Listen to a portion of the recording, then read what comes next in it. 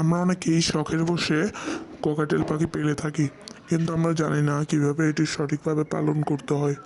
আজকের এই ভিডিওতে দেখাবো ককটেল পাখি পালন পদ্ধতি। সাধারণত ককাটেল পাখি অনেক একটি শান্ত প্রজাতির পাখি। এরা খুবই সহজেই পোষ মানে। তো লেটস স্টার্ট। প্রথমে আসি খাঁচার সাইজের কথায়। ককাটেল পাখির সর্বনিম্ন খাঁচার সাইজ হলো 24x24x50। তার মানে খাঁচাটির দৈর্ঘ্য 24, প্রস্থ 24 এবং ফুটে 50 ফুট। এই পাখিটি আপনার বাসার সৌন্দর্য আরও বেশি বাড়িয়ে দেবে। অন্যদিকে ককাটেল পাখি খাঁচায় পাললে একটি কোনায় রেখে দিতে হবে, যেখানে মানুষের চলাচল খুবই কম। তাছাড়া বারান্দায় রাখতে পারলে আরও ভালো। নর পাখিটি ব্রিডিংয়ের সময় মাদিটাকে ডাকবে, শীষ দিয়ে ডাকবে। এর 20 থেকে 25 দিন পর এরা ডিম দিবে। সাধারণত কোকাটেল 4 থেকে 7টি ডিম দিয়ে থাকে।